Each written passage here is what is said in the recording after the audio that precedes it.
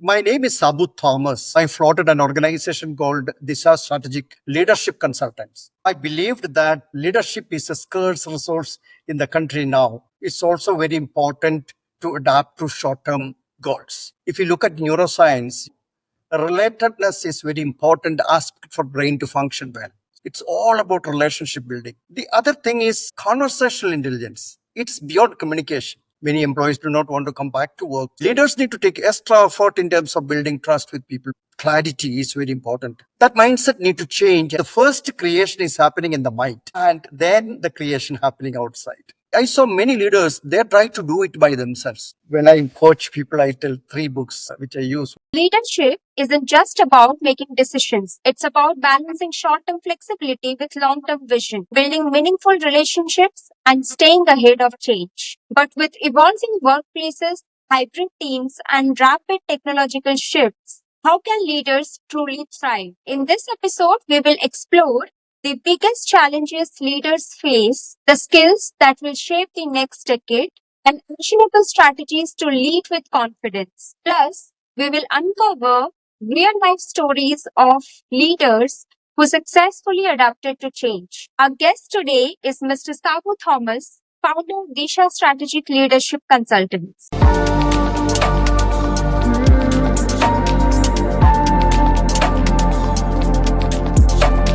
Hello, Mr. Sabu. I welcome you to the Crazy Careers podcast. Thank you. Thank you, Nita. It's a pleasure to be with you today. So, before we begin, we would like to know a bit about yourself, your journey so far, and the work that you do. Excellent. My name is Sabu Thomas. I operate from Bangalore.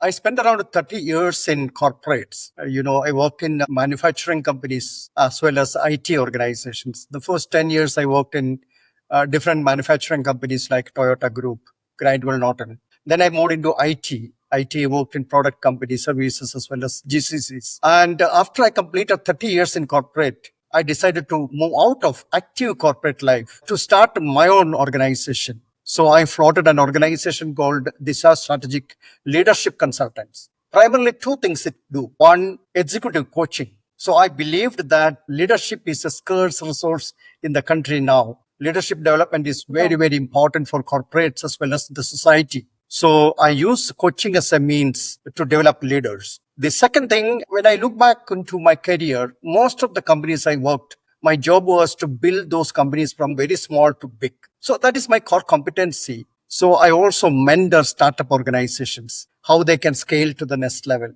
These are the two things I do right now under the banner, these are strategic leadership consultants. Right.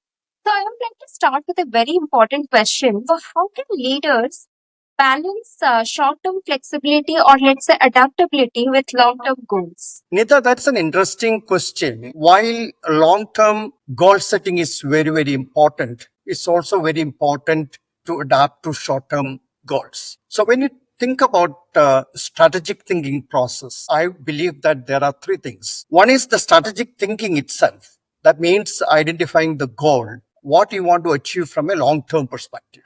Yeah, the goal as well as the elements that will make someone to achieve that goal. The second very important element is strategic planning and execution. There, the short term goal should come. The short term, what we need to do here and now. And one need to adapt to the here and now situation and also connect what we are doing today to the long term goals. And the third thing is important thing is that strategic management. How are you going to measure whatever you are doing? Is it helping to achieve the long-term goals? So all these three aspects are very important, especially the strategic planning should figure out what I need to do here and now, the present or short-term goals.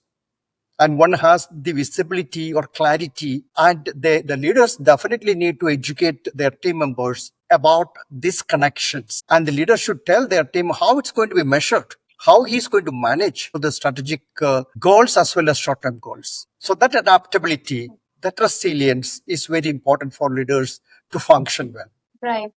It is always 360 degree for leadership. So, how a leader can build a meaningful workplace relationships, um, apart from work? Yeah, that is also, I mean, I've been coaching for many years now, almost 3 years. I coached more than 300 senior executives. And I found one blind spot for them is their ability to build relationships beyond work. If you look at neuroscience, relatedness is very important aspect for brain to function well. So that relationship building is very much required for get the best productivity out of team members. That normally I tell leaders while coaching, help them to realize that how they can spend meaningful conversations with the people, engage with them, how they can empathetically listen to their team members. Yeah. Go beyond the actual day-to-day duties and create that kind of connections. Can you identify some common themes to discuss? Can you utilize a certain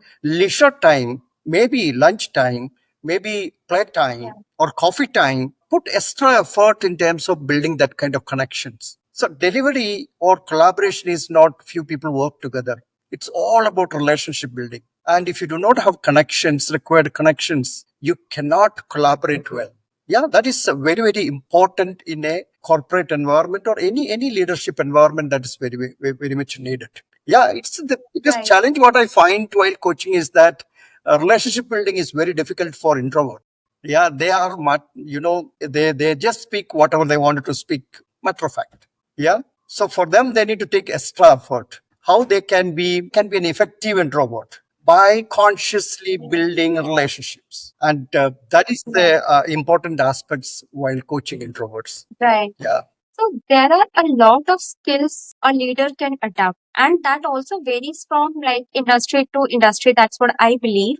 So what are some leadership skills that is going to stay important for the next 10 years? Again, it is very, very important aspect to discuss. What are those leadership skills which are going to be important going forward? Suddenly, what is coming to my mind is that the AI and all those things coming into space. So the tech mindset is very, very important. That's from the technology perspective. As leaders, see, I have coached, as I told you, a few hundreds of leaders. I would say about 75% of them chosen emotional balance as one of the theme of coaching. Yeah, emotional regulation, balancing emotional aspects, emotional skills. Do you know, it is said that neuroscience say that way that emotions will control decisions more than logic sometimes. So this emotional intelligence, balancing emotional traits is an important component, a leadership trait that's going to stay.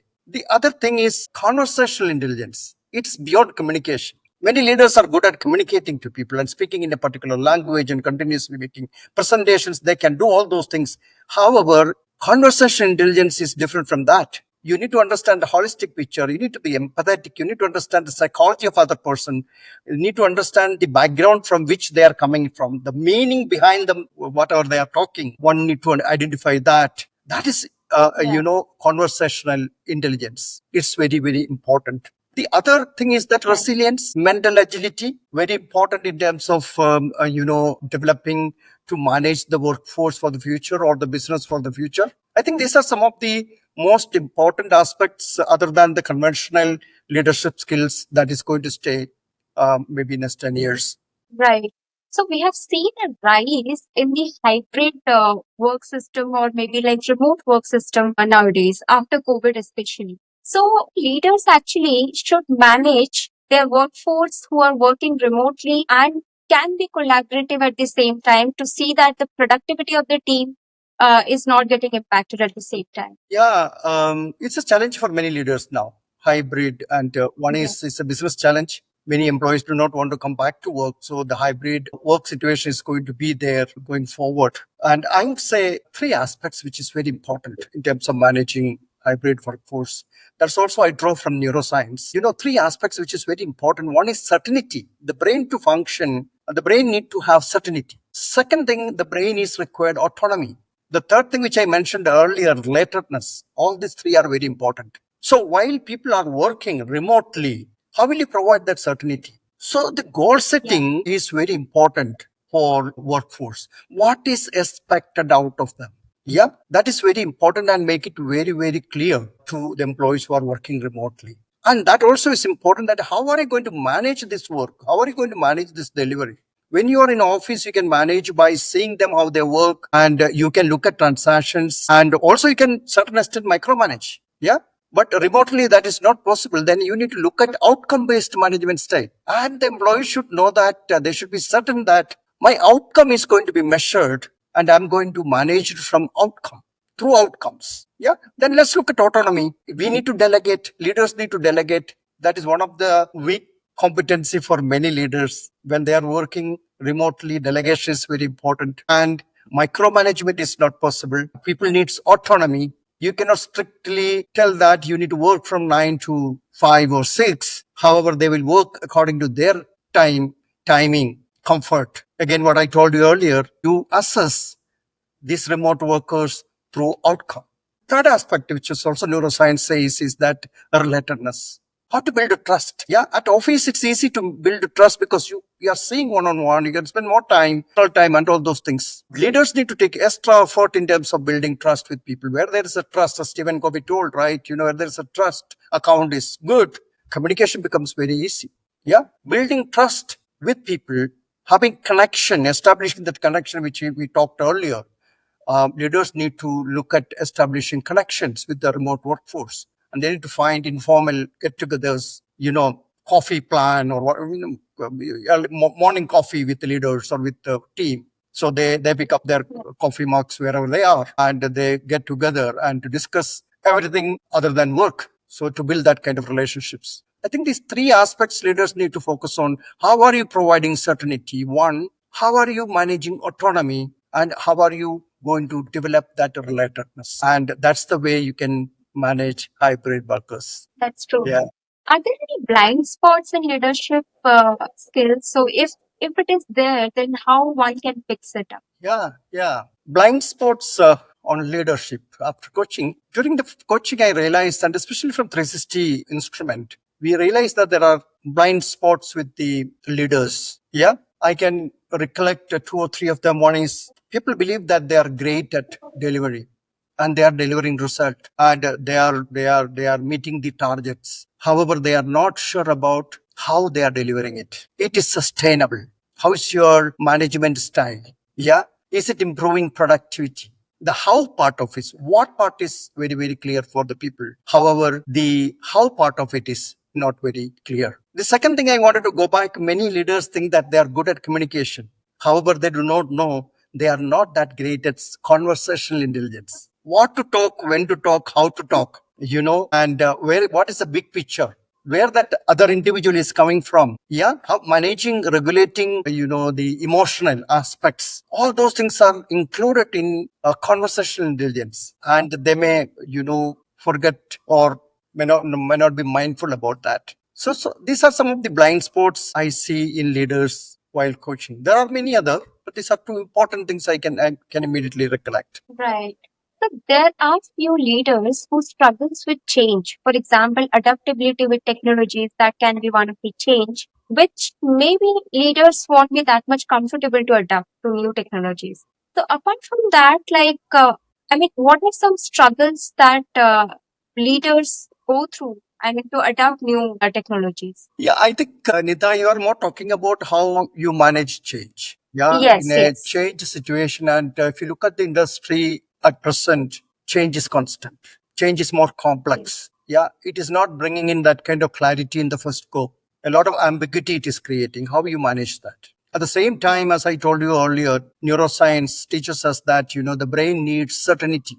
Clarity is very important. Without clarity, brain cannot function optimally, right? So how do you need to approach a change situation or ambiguous situation? One, you need to change your mindset. By mindset, what I mean is that very often we see people resist change first than leading it, because do not want to, it's like fight or flight. They want to run away from change than fighting on it, right? That mindset need to change and say, I'm going to adopt it. I'm going to lead change. Yeah. Second thing is seek clarity. If you're not clear about something, seek clarity and be clear about it. So you are certain about what is change is going to create, what kind of value it is going to create. What's in it for me? What is in it for the business?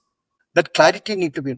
Then look at change in parts. When you look at everything together in totality, you will see that a mountain in front of you do not know how to conquer that, how to do the navigation of mountaineering. So you need to look at small parts and see, I'm going to conquer that part first, and step by step approach. That also will help in terms of managing change. It's everything to do with the mind.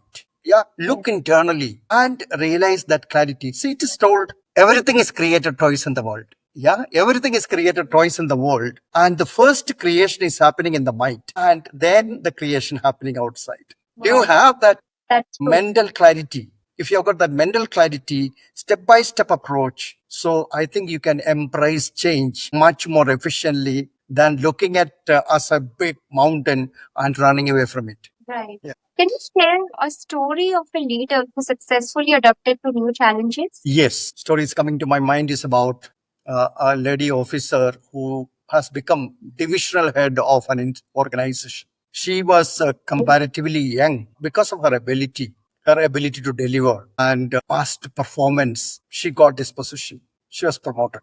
She started playing this role. Initially created good results. All metrics look great. She is a bulldozing person and she delivers things on time. Everything was good.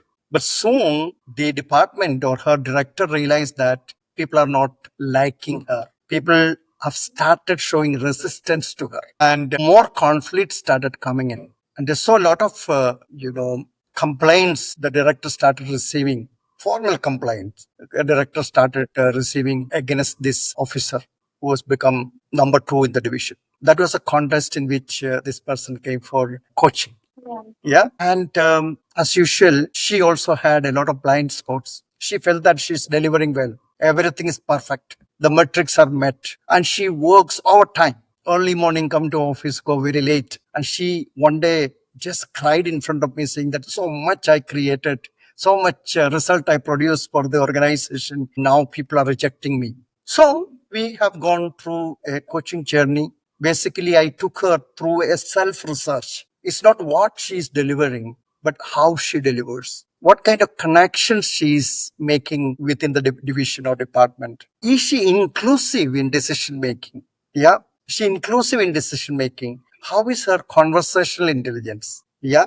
And also looked at her emotional balancing. It was a big realization for her when we went through the entire journey. Just looking inwardly, going through her experiences, her feelings, some of the norms which she was holding to herself. And sometimes she had to break those norms. Some of the frames she has to reframe or create new frames that was there in her mind. She has gone through that process, and after 6 months, she became a different person. Yeah, she became totally different person. She still continued to deliver the same result. However, the conflicts has come down, relationship has improved, connectivity is improved, and collaboration is improved, and very, very less escalations. And a month back, I got a mail from her director saying that sea change is seen in her, you know. So that's how the coaching or, external help can make huge impact on leadership in the way they deliver, Right. the way they deliver things. Right. Yeah. So, what is the biggest mistake that a new leader makes, and how they can avoid it? What is the biggest mistake? There are many mistakes leaders make. And if you ask me a question, what is the biggest mistake which they make is that most of them are going through stressful kind of situations and need to deliver very quickly. So the result needs to be produced fast and first time right. That's a pressure on them. So what happens is that I saw many leaders, they try to do it by themselves, or their involvement in delivery is becoming much more than man. Or in other words, they delegate very less. So delegation is letting go something. Delegation is also losing kind of control. However, the pressure of delivery, the pressure of making result, make them not to delegate. They still hold that control. Yeah. That is one of the biggest mistake they will. In the process, they will lose that long-term goal also. The process they will lose in terms of developing leaders within in the team, right? And that will make other team members, senior team members, especially senior team members, unhappy. So it's very important they need to delegate work and also improve on this communication. When I say communication, again, I want to relate to that the overall communication, not just ability to speak. So I think that is what one of the biggest mistake I'm seeing, that they need to do everything by themselves, not delegating things properly. Right. Can you let us know a few brain-based techniques to improve leadership skills? Yeah, I can. One is, I mentioned about some of the requirements which brain has in terms of functioning well. The best explanation of that done by David Rock in his SCARF model: status, certainty, autonomy, relatedness, and fairness. That's a SCARF model. And understanding of that SCARF model, definitely help, people to manage teams, and if there is a conflict, what that conflict is, what is the cause of that conflict, how we can address that. That is one aspect. The other aspects is that I think I mentioned earlier also that decisions are controlled by often emotions than logic. So emotional regulation, which neuroscience teaches, is very helpful for leaders to manage or take better decisions. Then also, if you look at the brain, it's called mirror neurons. So, the brain has a particular tendency that to observe and adopt the behaviors of other people, the patterns, the thought process of other people. So a leader need to be aware of that, and a leader who is very much mindful or using positive affirmations, a leader who is very confident, and a leader who is communicating very effectively, mostly the people will imitate those things. And you also can create good followers through this kind of modeling. Neuroscience gives a lot of tools to make great leaders to manage business well. Right, right, absolutely. Can you recommend a few books for our audience on leadership? See, normally I say 3 books for the coach. When I coach people, I tell 3 books which I use. One is The Secret. Yeah. The other one is Likability Factor. When I talked about relationship building, connection building, there's a good book written by Tim Sanders, Likability Factor. The other book which I tell people to read if they can is Awaken the Giant Within, because there's a powerhouse in every human being. There's a giant in every human being. Can you awaken that giant? So it's an internal research that is written by Tony Robbins. Yeah, these are some of the books. There are many. There are so many books which people have written. These are some of the books which influenced me. Stephen Covey's many books are there. So these are some of the books influenced me, and based on the context, I suggest these books people to read. Especially the first 2 are very important. Likability factor is very important for leaders to lead in the current scenario, because building connections, building collaboration is very important for delivering results. Right, it was really an insightful conversation, and this field is something new, and but this is something which everybody should consider, because one will start as a fresher, but then they will one day become the leader. So during that journey, as soon as they enter their professional careers, they should adopt this coaching, corporate coaching, or maybe like read about leaderships and read a lot of books and blogs. So throughout that journey, that will be helpful for them, and especially for our newer generation, that is Gen Z. So this will be helpful for them. Sure. Thank you.